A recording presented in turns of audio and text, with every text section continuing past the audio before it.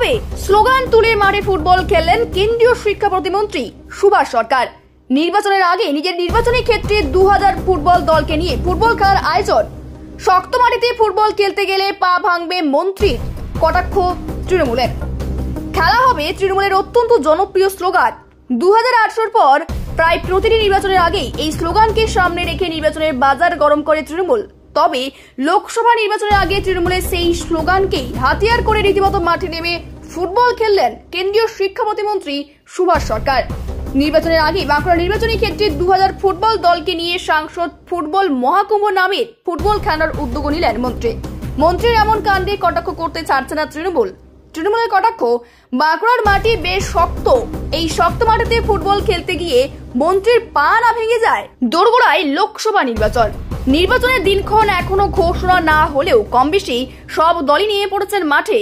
প্রকৃত অর্থেই পায়ে স্পাইক আর গায়ে জার্সি জড়িয়ে মাঠে নামলেন কেন্দ্রীয় শিক্ষা প্রতিমন্ত্রী তথা বাঁকুড়ার সাংসদ সুভাষ সরকার। বাঁকুড়া খ্রিস্টান কলেজিয়েট স্কুলের মাঠে খেলোয়াড়দের সঙ্গে হাতে পায়ে মাথায় ফুটবল নাচিয়ে রীতিমতো অনুশীলন করলেন মন্ত্রী।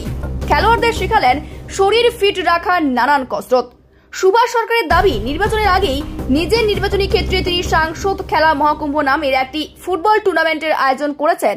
সেই খেলায় অংশ নেবে নিজের নির্বাচনী ক্ষেত্রে 2000টি ফুটবল দল। দেখা গেল আপনি মাঠে খেলছেন। দেখুন, শাসক দল তো বারবার খেলা হবে বলে বোম বন্দুকের খেলা করে, কিন্তু খেলা কিছু হয় না।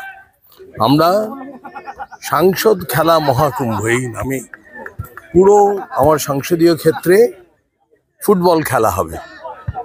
প্রায় 2000 টিম তারা রেজিস্ট্রেশন করবে। অলরেডি রেজিস্ট্রেশন করা শুরু হয়ে গেছে। অঞ্চল স্তরে খেলা হবে, তারপর ব্লক স্তরে খেলা হবে, তারপর লোকসভা স্তরে খেলা হবে। এবং শুধু খেলা নাকি হচ্ছে যে এর মধ্যে এই খেলা হবে বলছেন, তার কোনো সিগনিফিকেন্স আছে? দেখুন, যুব শক্তিকে একত্রিত করা আর সত্যিকারের খেলাও হবে, তার সঙ্গে সঙ্গে তারা বাংলার ভালো কি সেটাও বুঝতে পারবে। আপনি তো নিজে প্র্যাকটিস করলেন, রীতিমতো দেখতে পারবেন, ভাঙ ধরালেন মাঠে বলা যায়। হ্যাঁ, সবাইকে আমি আহ্বান করব যে প্রতিদিন অন্তত কিছু না কিছু সময়ে তারা খেলাধুলো এবং এক্সারসাইজ করুক, আর সেই উদ্দেশ্যে এই সাংসদ খেলা মহাকুম্ভ। লোকসভা নির্বাচনের ঠিক প্রাককালে এই খেলা হতে যাচ্ছে, এটা কি জনসংযোগ এর মাধ্যমে? দেখুন, খেলাটা মূল কথা, সবার মধ্যে খেলাধুলোর চর্চা আরো বেশি করে হোক। তবে এটা ঠিক যে লোকসভার পূর্বে এটা তো নিশ্চয়ই যে মানুষের সঙ্গে সংযোগটাও বাড়বে, বিশেষ করে যুব সমাজের সঙ্গে সংযোগ বাড়বে। কেন্দ্রীয় মন্ত্রী তৃণমূলের খেলা হবে স্লোগান ধার করে প্রচারে নামায়, তাকে ঘিরে শুরু হয়েছে রাজনৈতিক বিতর্ক। কেন্দ্রীয় মন্ত্রীর দাবি, তৃণমূল খেলা হবে স্লোগানের মধ্য দিয়ে বোমা বন্দুকের খেলা খেলে, আর তিনি খেলবেন মাঠের প্রকৃত খেলা। তৃণমূলের কটাক্ষ, কেন্দ্রীয় মন্ত্রীর সঙ্গে 2000 ফুটবল দল তো দূরের কথা, 2000 লোক পাবেন কিনা সন্দেহ।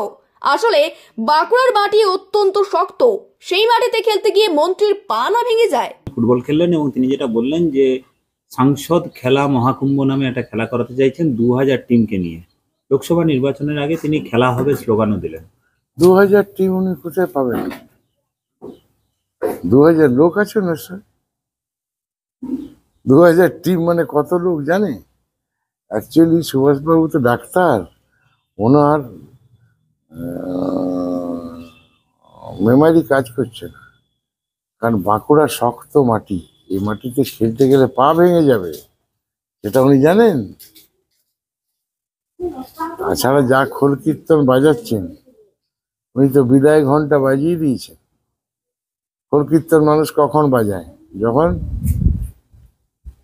শেষ যাত্রা হয়। ওনার তো শেষ যাত্রা শুরু হয়ে গেছে, খোল কীর্তন ধরে নিয়েছেন। তো তৃণমূলের খেলা ছিল বোম বন্দুকের খেলা, বিজেপি অরিজিনাল খেলা করবে এবং জনসংযোগ হবে। খেলা দেখাবো 28 তারিখে খাতড়ার মাঠে। মুখ্যমন্ত্রী 27 তারিখ ঢুকছেন, খেলা দেখতে যে নিমন্ত্রণ করে দিচ্ছে ওকে। খেলাটা দেখুন কেমন খেলা হচ্ছে জঙ্গল মাঠে। খেলা হবে স্লোগানটা তো তৃণমূলের স্লোগান ছিল, ধার করেছে তো ওরা, সব তো ধার করা, ওদের তো নিজেদের কিছু নেই। আমরা যেগুলো করি সেগুলো অনুকরণ করি।